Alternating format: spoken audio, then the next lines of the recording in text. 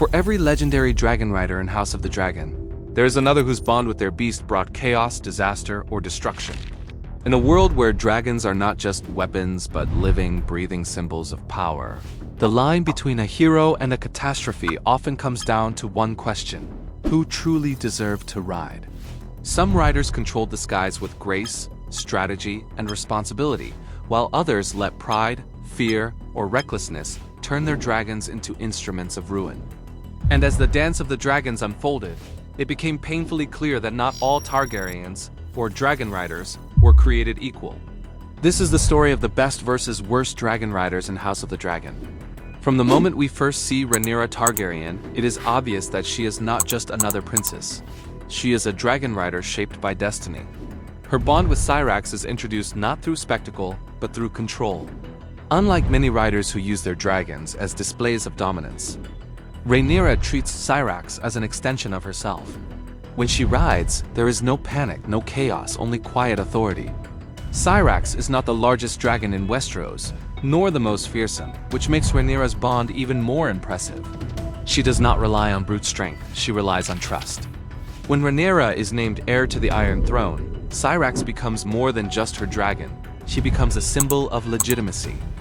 Every flight she takes reminds both allies and enemies that Rhaenyra is not just a woman vying for power, but a Targaryen dragon rider born to rule. Unlike many of the worst riders in the series, Rhaenyra understands that dragons are not toys and not mere weapons. They are living beings whose power should not be abused. That is why, despite everything that happens to her, she stands as one of the best dragon riders in House of the Dragon. Not because she is the most fearsome, but because she is the most measured. If Rhaenyra represents what a dragon rider should be, then Aegon II Targaryen represents everything that can go wrong when someone unworthy is placed on a dragon. Aegon rides Sunfyre, one of the most beautiful dragons in Westeros, a golden, radiant creature often called the most magnificent dragon alive. But beauty does not equal compatibility. Aegon is lazy, indulgent, reckless, and deeply immature, and that mindset carries directly into his relationship with Sunfyre. Where Rhaenyra rides with purpose, Aegon rides with ego. His coronation is pure chaos, reflecting his inability to command respect from either people or dragons. Later, when he finally takes to the skies in battle, it becomes obvious that he is not prepared for the responsibility that comes with dragon riding. His decisions are impulsive, emotionally driven, and ultimately disastrous. Sunfyre is loyal to Aegon, but that loyalty only amplifies his flaws rather than compensating for them. Power without wisdom, as House of the Dragon repeatedly reminds us, is a recipe for catastrophe.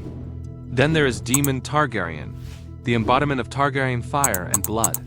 His dragon, Caraxes, the bloodworm, is unlike any other. Long, serpentine, brutal, and terrifying. Caraxes mirrors Daemon perfectly, unpredictable, deadly, and impossible to control by anyone but him. Unlike Aegon, Daemon does not ride out of entitlement. He rides because he was born for war. Every time Caraxes appears in the sky, the mood shifts. Even seasoned warriors look up in fear. But what makes Daemon one of the best dragon riders is not just his ferocity, it is his absolute unity with his dragon. There is no hesitation between them, no confusion, no struggle for dominance. Daemon understands Caraxes, and Caraxes understands him. In pure dragon riding skill, few can match him, making him not just one of the best riders, but arguably the most dangerous man in Westeros. Criston Cole, on the other hand, is not a dragon rider, yet his influence shapes dragon politics in devastating ways. He represents the grounded, resentful side of Westeros, a man who fears and despises the very power that dragons symbolize. His rivalry with Rhaenyra and loyalty to the Greens push events toward violence rather than diplomacy. In a world ruled by dragons, being anti-dragon is not just a personal belief. It is a catalyst for disaster. Before Vhagar became Aemon's weapon of mass destruction, she belonged to Lena Velaryon, and in that time she was paired with one of the most graceful dragon riders in the series. Lena's bond with Vhagar is defined by mutual respect, not fear. Unlike Aegon, who rides for dominance, or Daemon, who rides for war, Lena rides for freedom. Her flights with Vhagar feel almost poetic. A noble woman and her ancient dragon soaring above the world, unbound by politics. Her final moment is one of the most emotional in the series. Rather than dying in pain or weakness, Lena chooses her fate with dignity, calling Vhagar to her side in a tragic but powerful farewell. By this point, one truth is undeniable. Being a dragon rider in House of the Dragon is not about bloodline alone. It is about character. Rhaenyra rides with responsibility. Daemon rides with mastery.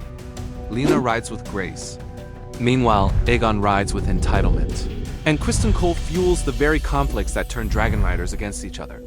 But this is only the beginning, because what follows is far more dangerous: power, pride, and the devastating consequences of war. And nowhere is that more visible than with Aemon Targaryen and Vhagar. Vhagar is the largest, oldest, and most terrifying dragon alive, a living weapon from the days of Aegon the Conqueror. Aemon, unlike his brother Aegon, is disciplined, cold, and deeply calculating. In terms of raw power, he is arguably the most dangerous dragon rider in Westeros. But power without restraint is a double-edged sword. Aemon's defining moment comes when he chases Lucerys Velaryon in the storm above Shipbreaker Bay. What begins as intimidation spirals into tragedy when Vhagar kills Arrax and Lucerys, igniting the full-scale war between the Greens and the Blacks. In that moment, Aemon proves that he is an incredible dragon rider, but also one of the most destructive. He does not control the situation. He lets pride and vengeance guide him. Vhagar makes him unstoppable, but also unforgivable. Lucerys Velaryon, by contrast, is not a bad rider. He is simply inexperienced. His dragon, Arrax, is young and far smaller than Vhagar. When he flees from Aemond, he is not acting out of cowardice, but survival. His death is not the result of incompetence, but circumstance. And yet, his loss becomes the spark that drags the entire realm into war, proving that even the most innocent riders can become casualties of power. Then there is Rhaenys Targaryen, riding Meleys, the Red Queen. If Daemon is war incarnate and Rhaenyra is authority, Rhaenys is strategy. She is calm, composed, and terrifyingly precise. Her dragon pit scene is one of the most powerful displays of dragon dominance in the series. A warning that she could have burned the Greens to ash, yet chose restraint. Rhaenys does not ride for glory. She rides for justice, making her one of the most respected dragon riders in the story. Jaehaerys Velaryon, riding Vermax, stands somewhere in between. He is not yet a master like Daemon or a legend like Rhaenys, but he is learning. His struggles with legitimacy, leadership, and duty make him one of the most human riders in the series. His bond with Vermax reflects growth rather than perfection, a reminder that great dragon riders are made, not born. As the war escalates, it becomes clear that dragon riding is not just about flying or fighting, it is about legacy. And no one shaped that legacy more than Viserys I Targaryen. Though not a great rider in battle, his decisions determined who claimed which dragon and who ruled the realm. His failure to clearly secure the succession becomes the root of the entire conflict. In that sense, Viserys is neither best nor worst. He is simply tragic. Then comes Adam of Hull, perhaps the most underrated dragon rider in the story. Claimed by Seasmoke, Adam proves that worthiness is not defined by pure bloodline but by character. Unlike reckless riders or power-hungry nobles, Adam earns his place in the skies through courage and loyalty. His bond with Seasmoke feels earned rather than inherited, making him one of the most inspiring riders in the Dance of the Dragons. On the other end of the spectrum are Ulf White and Hugh Hammer, riders who gain dragons but lack the discipline, honor, or responsibility to wield them properly. They are proof that giving dragons to untrained, ambitious men is a disaster waiting to happen. Power amplifies who they already are, and in their case, that is dangerous. By the end of the war, the skies of Westeros are scarred, dragons lie dead, and families are torn apart. But one final question remains: who truly deserved their dragon? In the end, the best dragon riders are those who understood their bond. Rhaenyra for responsibility, Daemon for mastery, Rhaenys for wisdom, Lena for grace, Adam for worthiness beyond blood. And the worst dragon riders are those who let power consume them.